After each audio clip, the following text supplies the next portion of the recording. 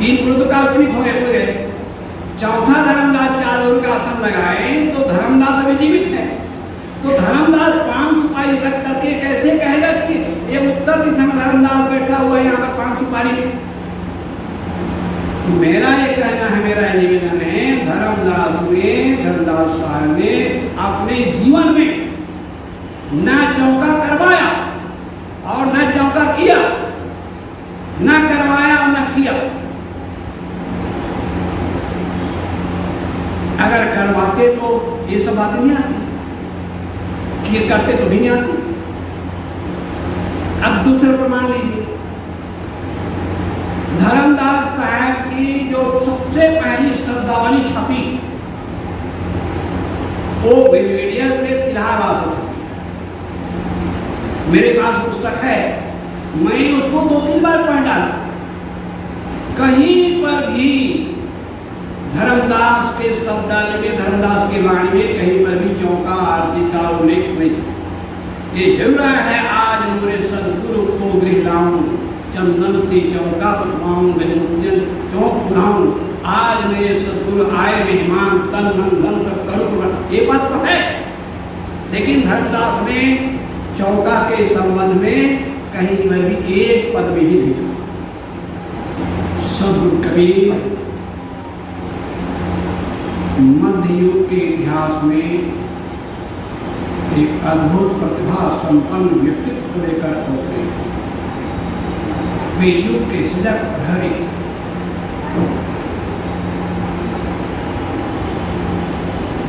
संत कबीर एक ऐसे महापुरुष थे जिन्होंने समाज में फैले हुए तमाम प्रकार की भ्रांतियां, मूढ़वादिता, अंधविश्वास, पाखंड, जितने निर्ममता पूर्वक, निर्भयता पूर्वक संत कबीर ने खंडन किया है, उतना आज तक किसी ने नहीं, क्योंकि किसी पक्ष में चिपके नहीं थे। कुछ गुरुदेव की कविता के अंश है, तुम किसी भी पक्ष में चिपके नहीं थे, तुम किसी भी पक्ष में चिपके नहीं थे, इसलिए निर्णय तुम्हारे सबसे। जिस समय गुरु कबीर का प्रादुर्भाव हुआ, देश टुकड़ों में बटा, छोटे छोटे रजवाड़े आपस में लड़ते कराकर भारत टुकड़ों में बटकर उसकी होली जलती थी। मानवता दीन गरीब की मिथ्या हमता हो, एक दूसरे को नास्तिक और काफिर कहने की होड़ लगी। मैं नास्तिक, मैं दीनदास को काटकर अपने हाथों में सबको इल्हाम कर रखा। योगी दरवेश सेवड़ा सन्यासी और विरागी सबके विवाद में लिपटे, सबके अहंकार के रागी। ऐसे संक्रमण समय में सम्राट सब दिखाए, मानव को मानवता का निर्मलता। कबीर साहब की विशेषता है, कबीर साहब ने अपने आप को न तो अवतार कहा, न पैगंबर कहा, न ईश्वर का दूत या पुत्र कहा, उन्होंने अपने आप को मानव। लोग अपनी बातों को मनवाने के लिए अपने उपास्य को पता नहीं क्या क्या विशेषणों से नवाजते। सनातनियों ने कहा राम ब्रह्म परमात्मा के अवतार, अखिल ब्रह्मांड नायक है। कृष्ण उपासकों ने कहा राम तो 12 कला के अवतार, भगवान तो 16 कला के अवतार पूर्ण ब्रह्म है, उनके स्वर्ग में आने से कल्याण होगा। मुसलमान भाई कह रहे थे ईश्वर का संदेश लेकर खत्मा नबी, अंतिम नबी हजरत मोहम्मद धरती पर आए, आपको दूसरा नबी नहीं आएगा। ईसाई कह रहे थे ईसा ईश्वर पुत्र जगत का त्राता सब भाती है, त्राण मिल सकता है, स्वर्ग मिल सकता है, जन्नत मिल सकता है ईश्वर सब में आने से। अन्य अनेक मतों के वादी गीत अहम का गाए, मानव में ही एक सत्य के अधिकारी बन आए, ईश्वर की पूजा करते देते कहानी को पीड़ा, झोपड़ियों में आग न जलती मंदिर में भी कीड़ा, ऐसे क्षुद्र विचारों का था धूम धर्म पर छाया, इतने में भारत के नभ पर सूर्योदय पाया। ऐसे समय सब कबीर साथ उन्होंने अपने आप अवतार पैगाम कुछ नहीं बताया। अगर हम विचार करके देखते हैं, भौतिक रूप में देखते हैं तो कबीर अकिंचन लगता, सब दिन से लाचार रहे तुम दुनिया की नजरों में, सब दिन से लाचार रहे तुम दुनिया की नजरों में, पर तुम तेरे साथ रहा फैल गई खबरों में, थे अनेक जन्मों के भगत पड़े जीवन में, चकित रह गए मुल्ला पंडित देखकर। ऐसे देशों में कबीर, लेकिन दुर्भाग्य है कबीर पंथी कबीर के रास्ते से भटक गए। मैं तो जहाँ रहता हूँ उसके पीछे फिरता हूँ, और बहुत जरूरी है जो भ्रांतियां समाज में फैले हुए हैं उनका निरसन, उनका ऑपरेशन बहुत जरूरी। यहाँ इतने टोना टुटका जंतर मंतर जिन्होंने कबीर उपासना पद्धति पढ़ी है या सुमिरन बोध पढ़े, वो जानते कैसे कैसे जंतर टोना टुटका है।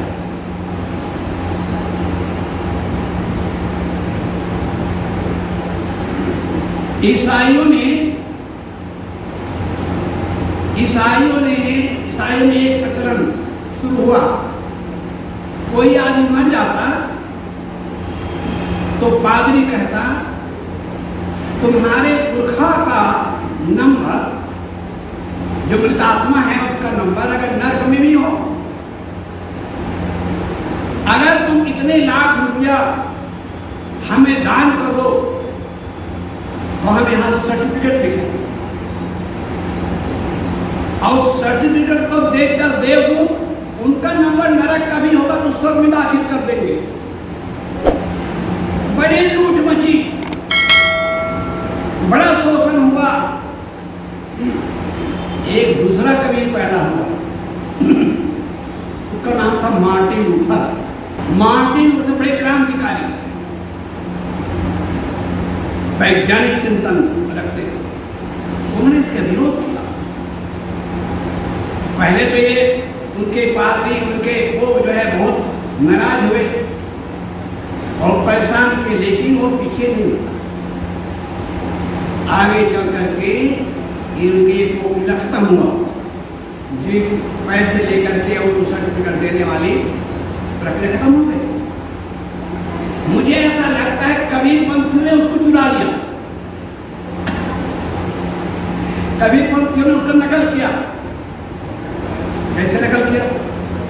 एक पान बरई का हाथों हाथ विकार, एक पान सदगुरु का सब लोग ले जा, चाहे जैसे रहो, चाहे तुम्हारा खान पान जैसे आचार चाहे जैसा रहो, परवाना ले लो, बस सतलों को सर्टिफिकेट।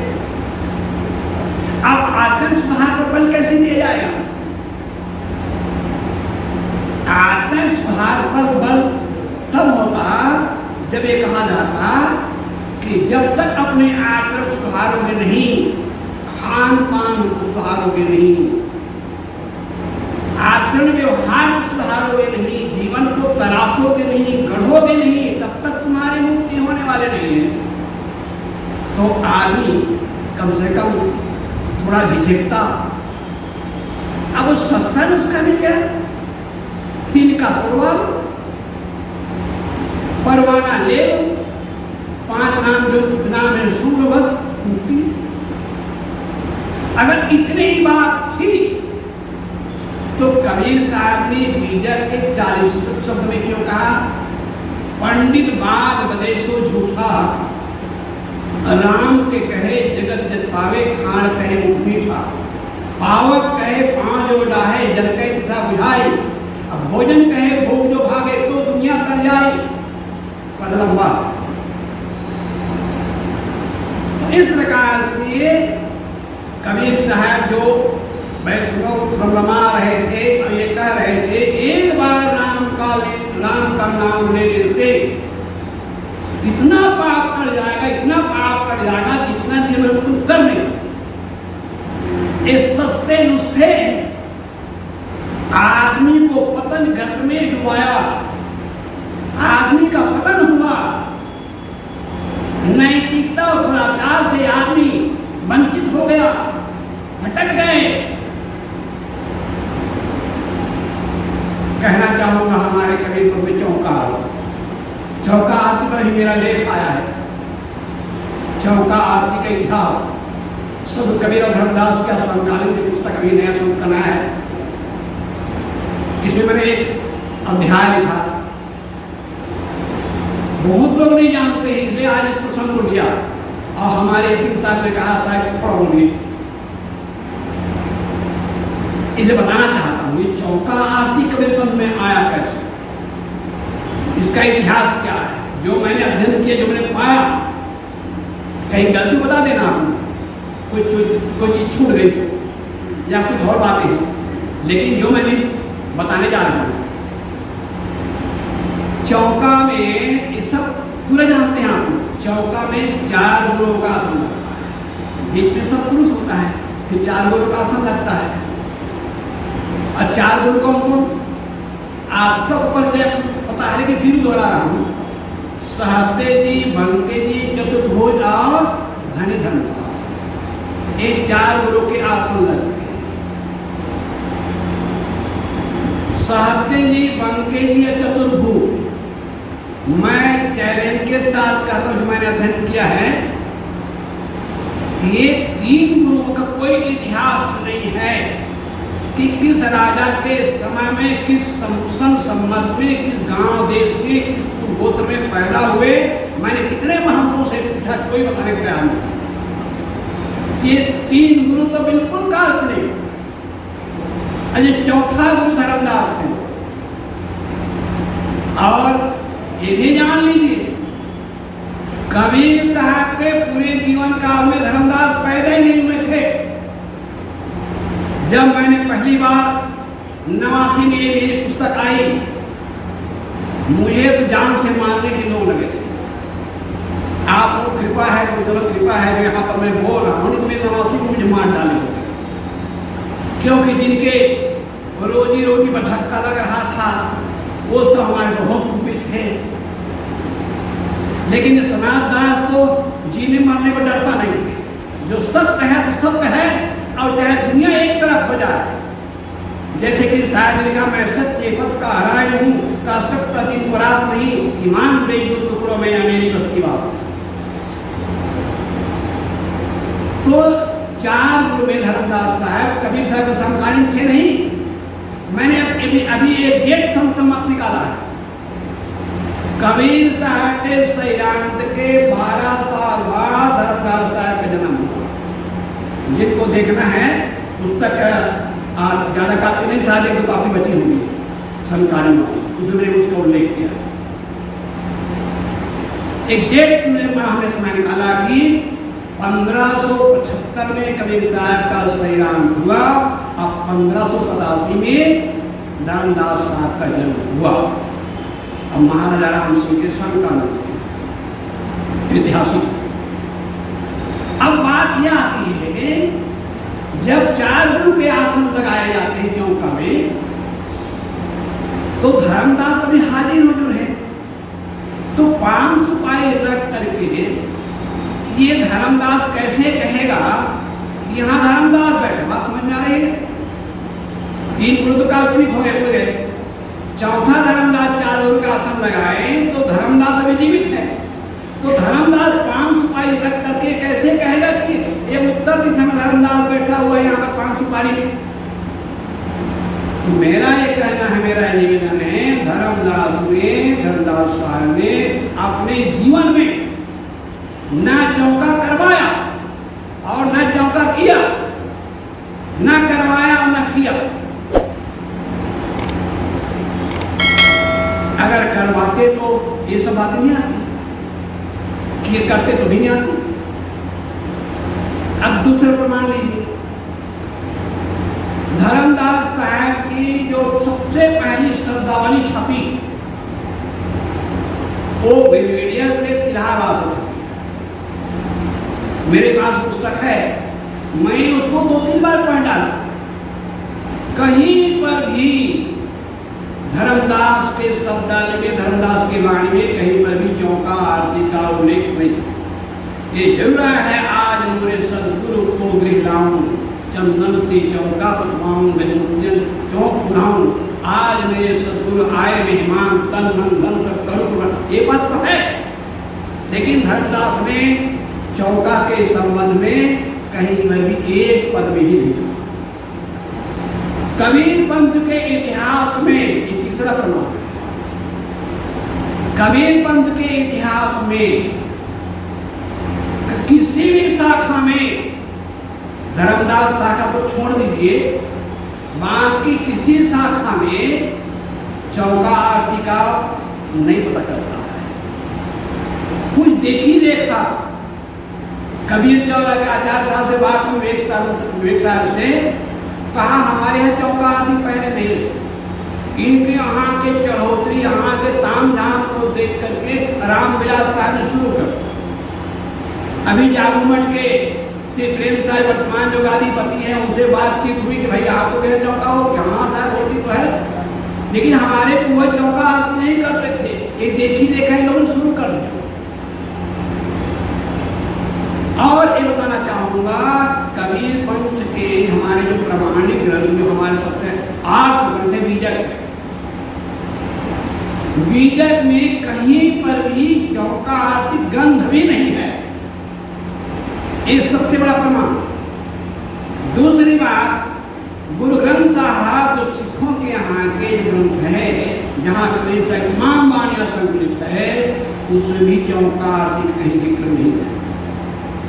कबीर ग्रंथावली नागरिक उतारणी सभा वाराणसी छपी है, डॉक्टर श्याम सुंदर दास द्वारा संपादित कबीर ग्रंथावली भी चौका आरती का उल्लेख नहीं है। दादू साहब के यहाँ जो संकलित रचनाएं हैं, वहां भी चौका आरती का उल्लेख नहीं है। अगर होता तो भाई हम लोग पहले पार्थिव लोग निकाल दिए हो, लेकिन और जो संकलन है उसमें चौका आरती कहीं नहीं है, इसका मतलब चौका आरती क्या। और एक और अभी हमें एक ग्रंथ मिला, निर्भय ज्ञान।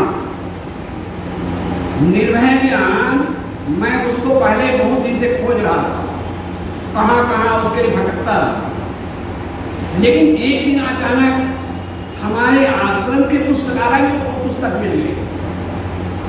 उसमें 4-5 ग्रंथ इकट्ठा है, उनका साइज कितनी मोटी है। उसमें पहला ग्रंथ निर्भय ज्ञान है। विक्रम संवत 1904 में रियो में बैठ करके उसकी कॉपी की गई। 1904 का मतलब ये हुआ कि 6 साल में 20 हो गया, अब फिर उसके बाद 2000, अब 2080 हमें कहना चाहिए लगभग 100 पौने 200 साल से अधिक पुराना ग्रंथ है। अब वो निर्भय ज्ञान ग्रंथ में और तमाम कहानी है, लेकिन उन्हें पूरे निर्भय ज्ञान में कहीं पर भी चौका आरती का उल्लेख नहीं हुआ है। और भी और ग्रंथ हैं, प्राचीन जो ग्रंथ हैं उसमें भी इसका उल्लेख नहीं हुआ है। चौका आरती संबंधी जैसे अमर मूल है और आपके अनुराग सागर है, ज्ञान सागर है, तो ये इन ग्रंथ में अभी मैंने कबीर सागर जो इतनी मोटी कर 1300 रुपये में खरीदा है बनारस से। आप जानते कबीर सागर कितने बड़ा है, तो उसमें पूरा छान डाला, देखा, मैंने अध्ययन किया। तो इस प्रकार से अभी 19वीं शताब्दी से 1820 विक्रम संवत के बाद के ग्रंथों में ही चौका आरती का उल्लेख पाया जाता है। उसके पहले ग्रंथों में चौका आरती का उल्लेख नहीं पाया जाता है। तो इस प्रकार से चौका आरती कैसे शुरू हुआ, किस प्रकार से हुआ? अनेक भारतीय परंपरा जो 18 पुराण है, 18 पुराण में एक स्कंद पुराण है। स्कंद पुराण, रेवा खंडे और पुराने अध्याय वहाँ जो है इस सत्यनारायण कथा है। और सत्यनारायण कथा वो लेखा बड़ा होशियार, ब्राह्मण क्षत्रिय वैश्य चारों वर्णों के लोगों को समेटा है। और सत्यनारायण कथा कैसे है? बीच में सत्यनारायण भगवान, फिर नवग्रह पंचपाल देवता, कलसा देवता, मुकाम देवता, ये सब हो गए। स्वाहा वहा किए, अपना आरती वंदना किए और पूजा पाठ करा करके दान देने लेकर पंडित चला गया। बिल्कुल ठीक हुआ वो किसी का नकल कबीर पंथियों ने कर लिया। सत्यनारायण की जगह पर सतलोक, सत्यनारायण जगह पर सतपुरुष और नवग्रह पंचपाल पुराने देवता की जगह पर 4 गुरु बयानी बना दिए। अब 5-7 भजन गाए, आरती पूजा किए और अपना दान दक्षिणा लिए और कह दिए कि बिना चौका तो मुक्ति होगी नहीं। जीव जब मर जाता है, कोई मर जाता है तो उनकी जीव कहाँ पर लटका रहता है। जब महान जो है वो जब चलावा करता है, नारियल जब फोड़ता है तो उसमें जीव जा करके फिर सतलोक जाता है।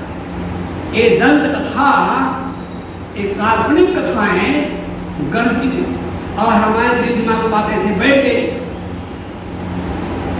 शुद्ध गुरु पूजा इसका मैं निषेध नहीं करता।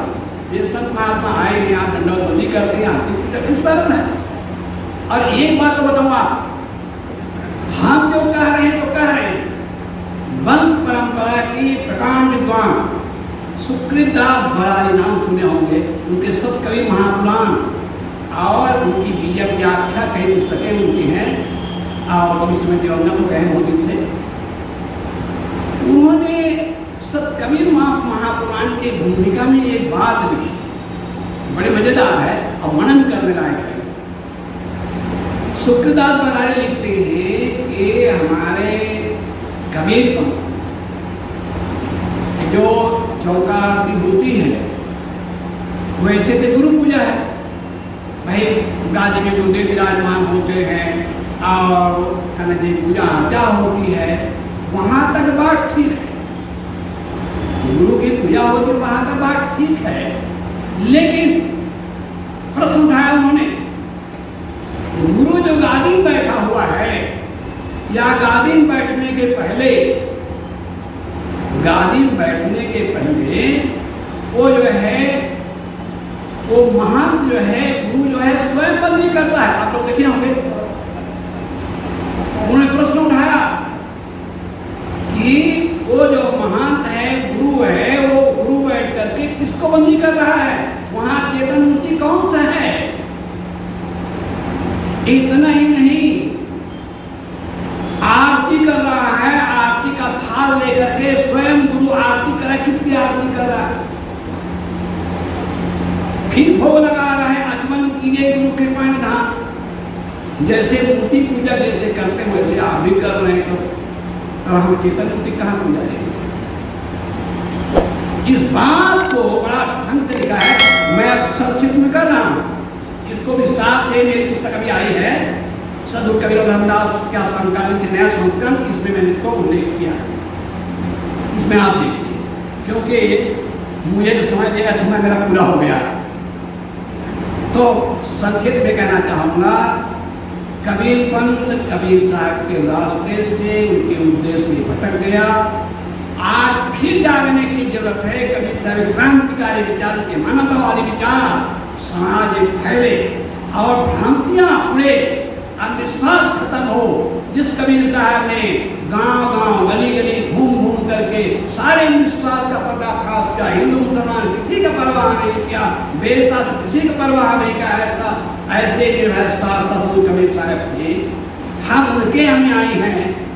अगर भूल भटक गए हैं रास्ते से तो भटकाव से वापस आने की जरूरत है। सवेरे का भूला शाम तक लौट आता है, भूला नहीं आ जाता है। इसी प्रकार हम भटक गए हैं। कबीर साहब क्रांतिकारी विचार हम छोड़ चुके हैं तो पुनः जो है हम बीजक का अध्ययन करने की जरूरत है, बीजक संबंधी ग्रंथों का अध्ययन करने की जरूरत है। और इसको जब पढ़ेंगे ध्यान से उड़ेगी और आपको यथार्थ पारा का ज्ञान होगा। ज़्यादा कुछ न करते हुए समय का तकाजा है और ध्यान रखते हुए मैं अपने मान के विराम दूंगा। बोले तो बोले।